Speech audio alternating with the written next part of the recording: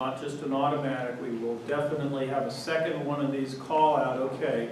We also usually check that they clinically still have the deficit, recheck the blood pressure at that point, because it's amazing how often the blood pressure is too high, and we've got a protocol to get that under control quickly. Third step is rapid transfer. And we've identified certain centers. This is sort of the map of Northern California that one of my colleagues put together. And the blue dots are EST capable, endovascular stroke therapy capable. There's a few possible centers where they're sort of, thinking about it. There's a few that have CSC designation. So there are some comprehensive stroke centers designated. There's one in here in Sacramento. In San Jose, Santa Clara, as far as I can tell, every hospital, doctor's office, and garage is a comprehensive stroke center. They've got 3 of them for that population, which is kind of weird. Stanford is and then Redwood City is a recent one. So looking at the geography, we're not going to be able to send everybody to internal centers. And so we've been using John Muir, for example, in my neck of the woods, for the Antioch patients and many in the Walnut Creek, just depending on transport times. So we've got some discussions going with UC for the North Bay, right? Because it's about geography. I'd rather, it really is a matter of time, and perfectly happy to make arrangements to go outside the system if it's the best thing for the patients. And again, it's a one-call system. When we talk to people, we say, look, if you want to work with us, we need one call. I can't be on the phone screwing around, calling a bunch of different people, trying to get this patient transferred because I've got another stroke in Manteca.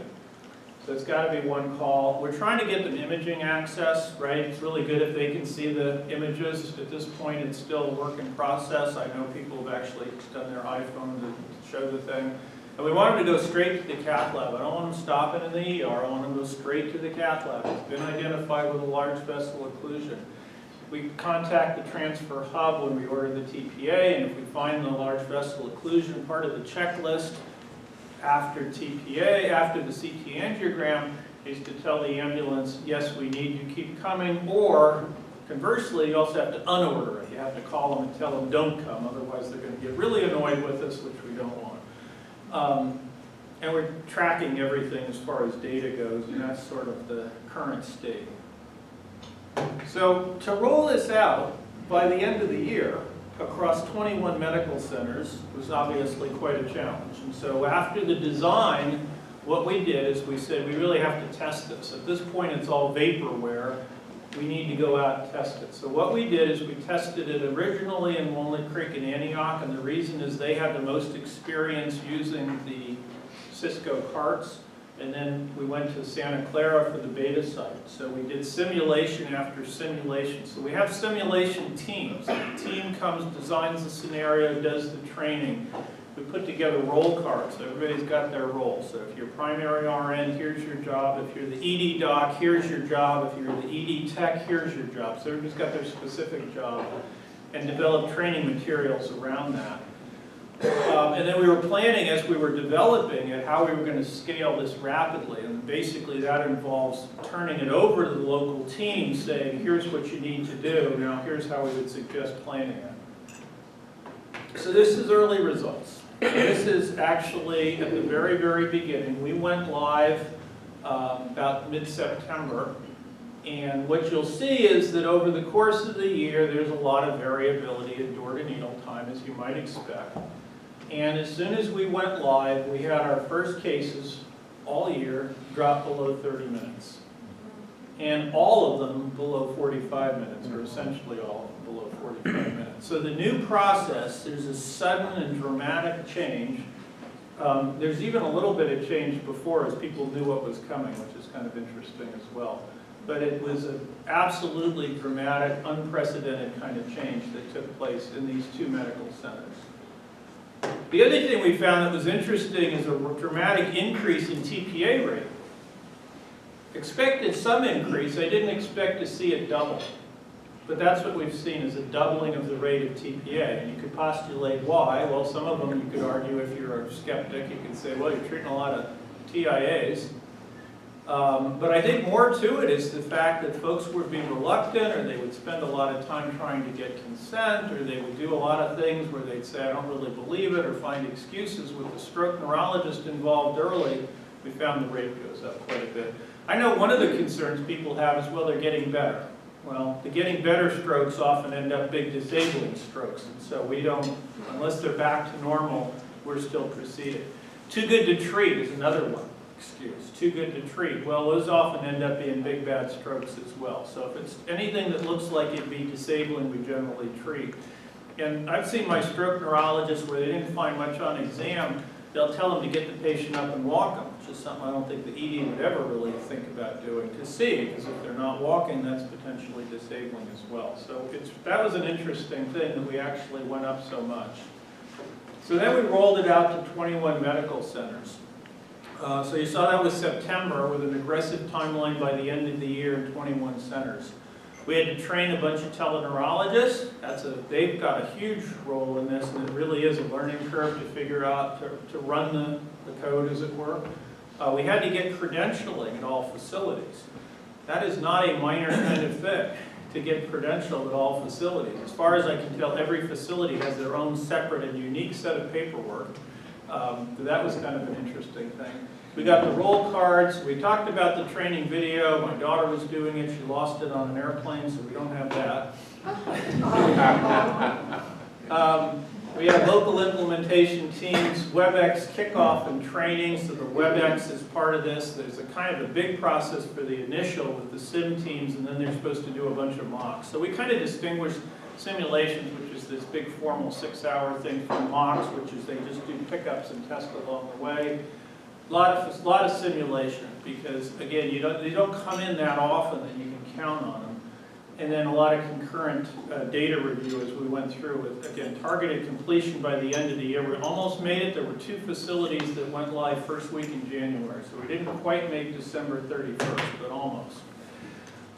So here we are with all facilities. And so I just pulled the first 2 weeks of 2015 as a comparison. So in the first 2 weeks of 2015, those quartiles that you see there, what those are is the number that were done in less than 30 minutes, the number that were treated in 31 to 45 minutes, the number in 46 to 60 minutes, 61 to 90, and so on. So for the first, and you can see that we did pretty well. Most of them were treated, the largest number was in a half an hour to 45 minutes, but overall, sort of a range. The median time was 54 minutes. That's enough to get you a lot of awards. You'll get lots of garlands and stars and little things from the Heart Association, but it's not best in the world. 2.8% treated in less than 30 minutes. So it happened occasionally if the stars aligned just properly. And we did about 36 cases a month. So by comparison, I did the first 2 weeks of 2016. The median was down to 35 minutes.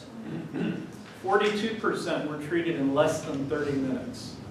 And we were doing 76 cases a month. The other thing that was interesting was we got 15 cases in less than 20 minutes since we've gone live, which was something that never happened before. Congratulations. Yeah. So,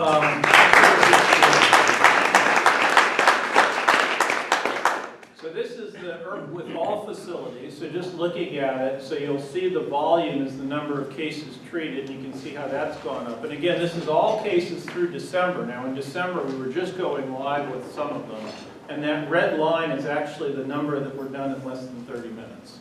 So as soon as we started the thing, you see that enormous spike in the number of cases in less than 30 minutes. And this is why this is so hot off the press. This is the last 2 weeks in January. I showed you the first 2 weeks, so I thought I would pull the last 2 weeks, because as people get used to it, they should get better. So the last 2 weeks in January, 22 people were treated in less than 30 minutes. Basically 58% less than 30 minutes, 84% less than 45 minutes, with a median time of 28 minutes. So I think we're almost at I think that's kind of Helsinki numbers, right?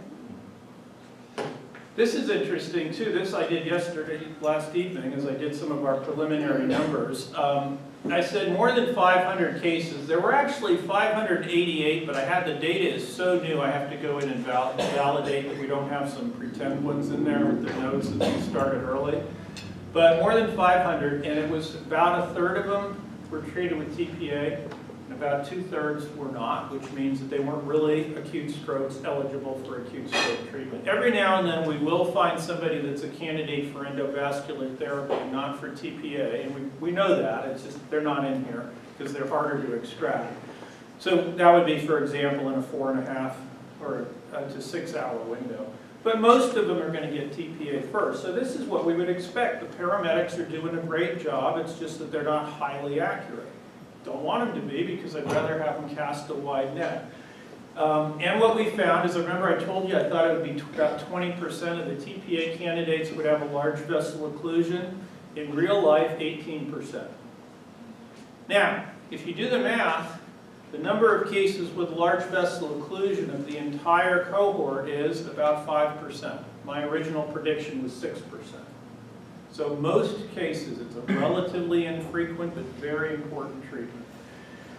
The other thing we said is we were trying to look at, is there some kind of tool we could use to select who's going to get transported? And one of the things that's been thrown out is if the NIHSS is 8 or above.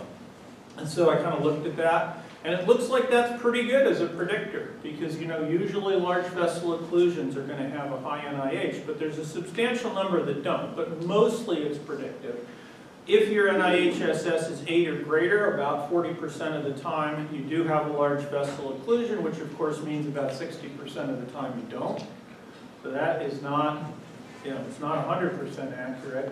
And one could argue mathematically, if you took 2/3 times 40%, then if you were screened in the field for big strokes, you'd be wrong 87% of the time, which exactly matches that article that was published from South Florida.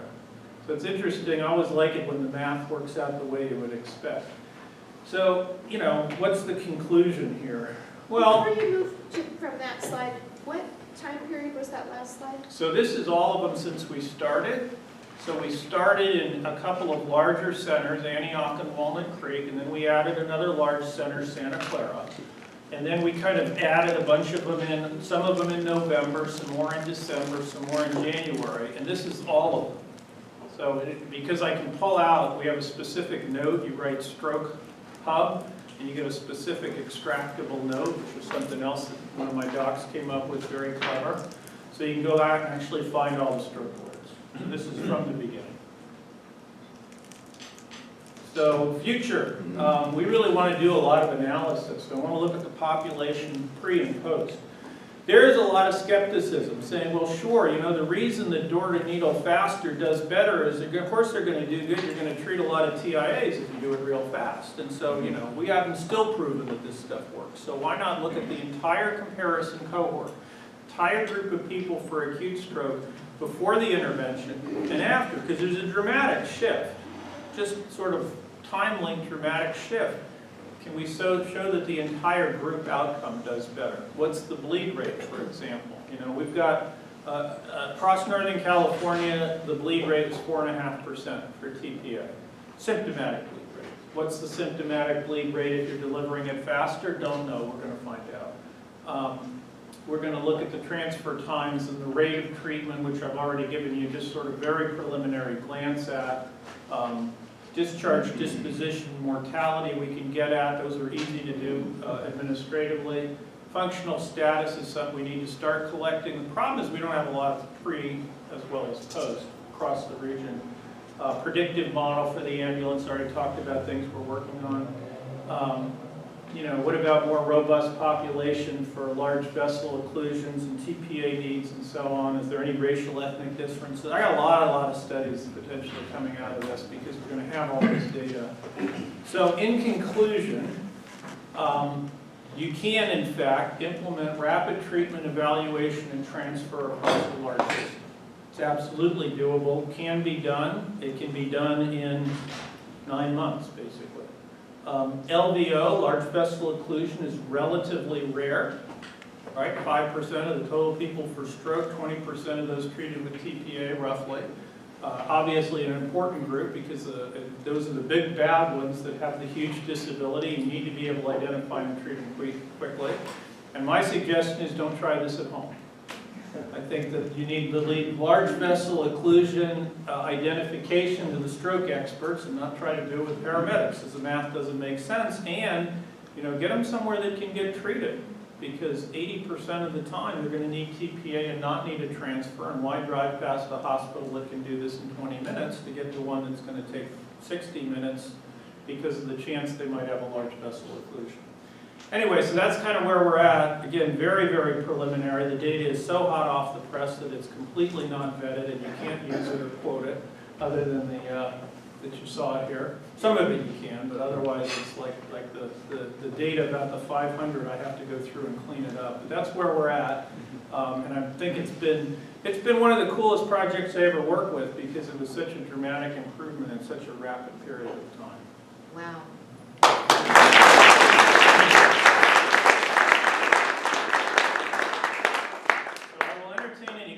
Although I did want to talk a little bit about the hypertension project that we're doing in Alameda County as well.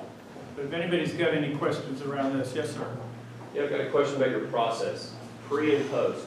You were describing the whole process of the patient in the ED. What did you use, like a Kaizen or a lean process in narrowing that wastage down? And then how long did that take when you got all the key players together to come up with that new process? So technically we didn't use Kaizen or Lean, although yes, we did, because I've got it so ingrained in the way I think and the way that I work with. We didn't call it that. We didn't have the fancy labels, but yes, it's exactly what we did, which was went through and tested and did multiple cycles. Discussion about it started in March, because remember the ISC was mid-February. Discussion approval started in March. A lot of meetings around April, May, and June. So April, May, June was design process, talking to everyone and their brother, right? You have to talk to the lab and you have to talk to the CT, and there's a lot of folks involved. We would have rolled out testing in August, except it was August. Can't do anything in August, right? Everybody's on vacation, so that's why we started in September. So it's about a 3-month of development, and then refining in September, and then we started second site in October. And that was just, going through multiple iterations and seeing, well, that didn't work, let's try something else. And then getting it, again, with the notion that it's got to work everywhere. So that's kind of the time frame. And you can see from the lean, speaking of lean, take out unnecessary steps. That's the biggest time saver. Well, what's an unnecessary step? Waiting for the lab, unnecessary.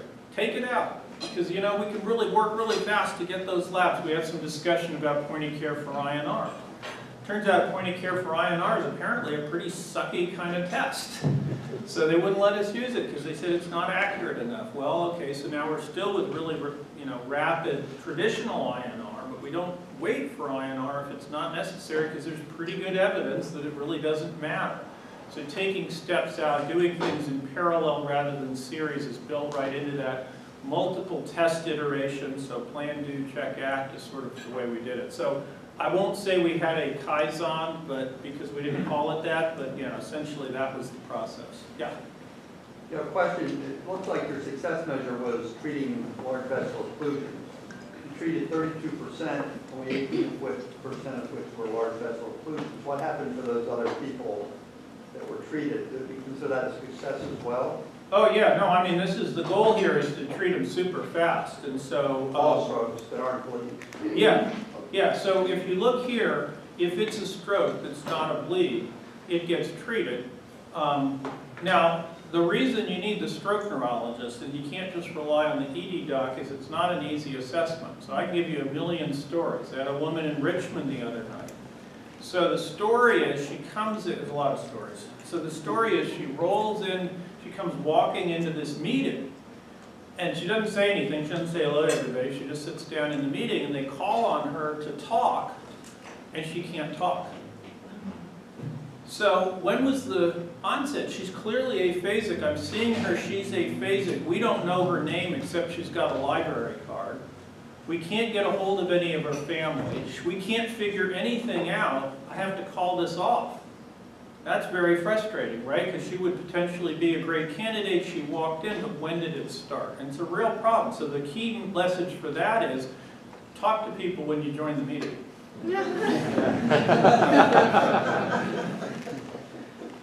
back over there. A question?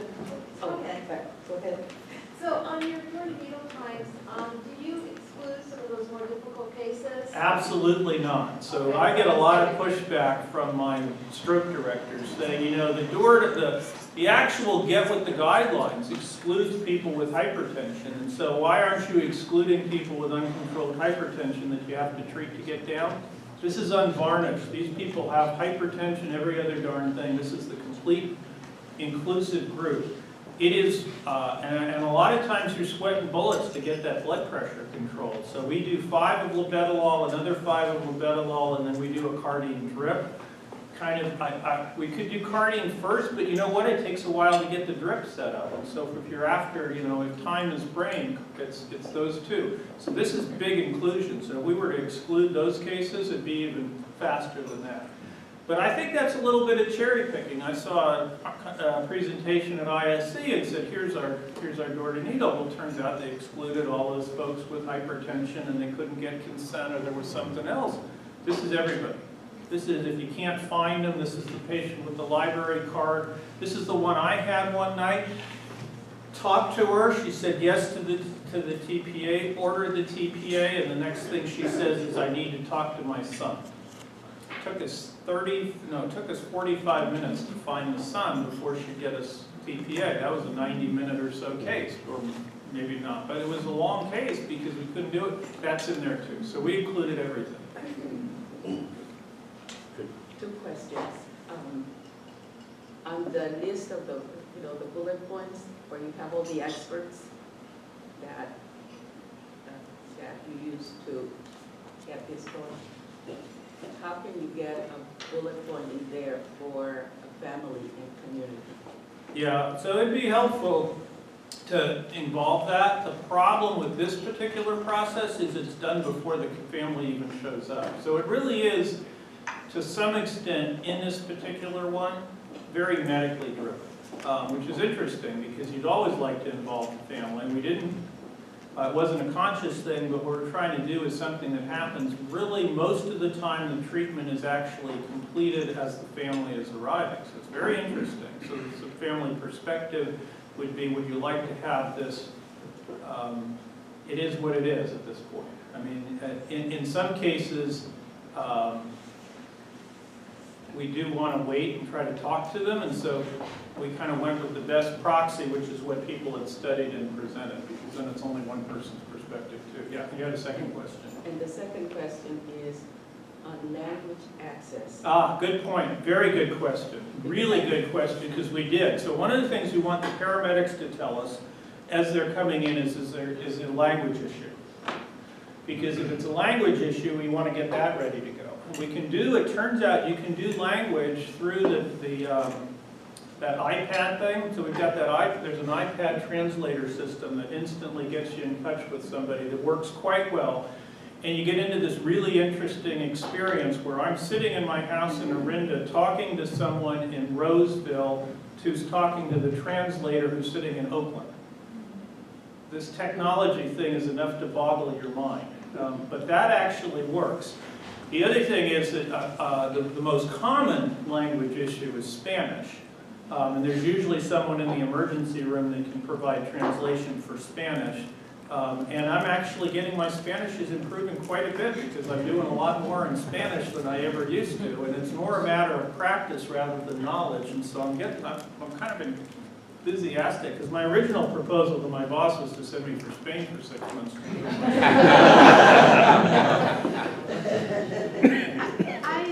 I want to get to Pat Zrelak from UC Davis Stroke Program in just a second, but on that issue of that lag time for that patient, one of the things that we've talked about in this forum, and we'll talk about here a little bit later, I know you need to scoot, is the concept that Warren Barnes brought up, which is, what about for high-risk patients, having them state their preferences in advance. Yeah, so when I was having this discussion with this one patient where I'm trying to talk her into it because she was a fabulous candidate and I can't imagine that her son would say no because she was in good health, but she was adamant. And I'm sitting there talking to her and my wife is listening in the background because I was doing it from home, and she comes marching out and she says, "You need to get TPA consent on the post. Pre-consent, everyone." I said, "I think it's a great idea." If you can't get, it's actually another point. There was a study done at UCSF, I can't remember who published it, maybe someone here did, about looking at the notion of implied consent and comparing it with CPR. We don't actually wait for consent for CPR. For kind of obvious reasons, right? Would you like me to? So what happens is TPA, and they presented this to a group of people, and they said, well, what are your preferences? And in general, people had sort of the same feeling about TPA as they did around CPR. So this idea that you can go ahead. Now, you can't go ahead if the patient says no, that's a different story. If the patient's competent to make that decision, which was the one that was so frustrating. But certainly you can have a relatively expedited discussion. And we tried to standardize that as well to make sure we're sort of all saying the same thing. But your number needed to harm is about 25, is that correct? Yes, that's correct. That's what the data suggests is number needed to harm. And that's based on some previous sort of 6% numbers. We did look, ours is about 4.5%. It's probably worth revisiting. The other thing that that you have to worry about when you're moving this fast is you're going to treat some stroke mimics because it's really hard sometimes to really tell if you're not laying your hands on them. Trying to tell the nurses to put their hands under their heels and tell me if they feel it push down, and they look at you like you're crazy. But little neurology tricks. So you are going to potentially treat some mimics. We know that. The rate of bleeds in mimics is about 1% or less, so it's a lower risk. And there's the Heart Association, I don't know if anybody saw it, just published revised guidelines on TPA that was suggesting you go ahead and treat the mimics if you're not sure, because the potential benefits. Now, I've certainly seen mimics where it's like, no, this person is clearly not having a stroke, and I'm not going to do it. And so that's where, again, where you need the neurologist involved, somebody that does this all the time. And we don't have just any neurologists doing it. We're trying to get people that really experience with stroke in particular. Because, one of the problems we had before is the person who's treating stroke was a neurologist, and they should be qualified, but, that's kind of their day job is doing epilepsy, not stroke. So Jeff, it's 5 after. I'm only concerned that you would not be getting a speeding ticket on the way home. We'd love to keep going with questions. I can give you about 10 more minutes because it should take an hour and 15 minutes. Well, 5 more minutes because I have to start. I've got to teach a class for dementia patients at 2:30. I was telling them that once we stamp out stroke, I've got job security because we haven't stamped out dementia. So did you want to talk about your hypertension? So I did want to program mention the and hypertension initiative. So we started about 2 years ago or so after the Hawaii International Stroke Conference. It's funny, you have to fly away to talk to your colleagues in the next office in order to actually get anything done. Anybody have that experience? I do all the time.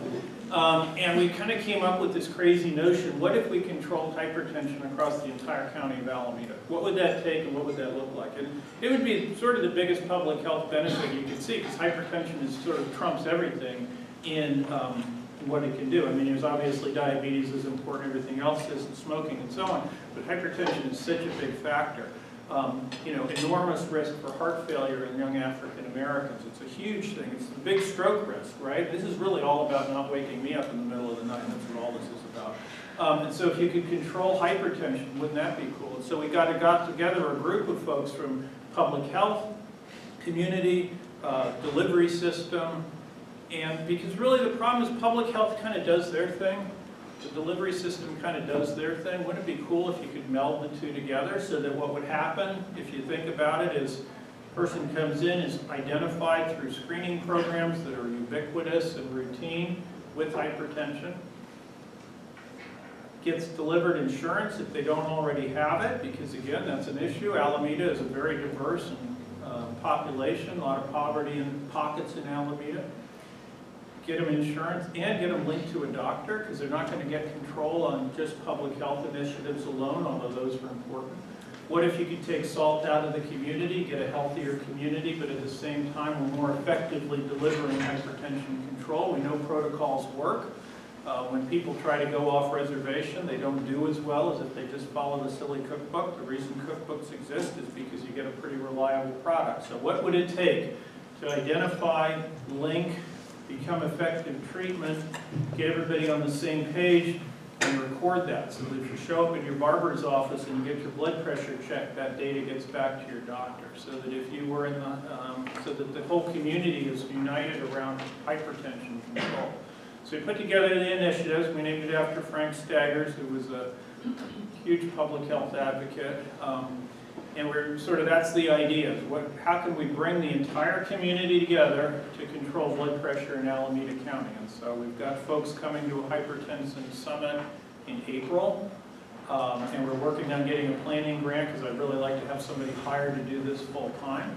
But I think it's a really interesting thing. There's a lot of people with energy. There's pharmacists that would like to contribute. There's health coaches that would like to contribute. We've got medical students. We've got nursing students. We've got lots of people.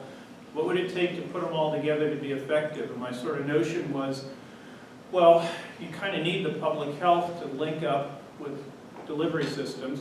You need the delivery systems to be maximally effective, which is kind of what we're all here about, right? Effective delivery systems. But there's probably other things.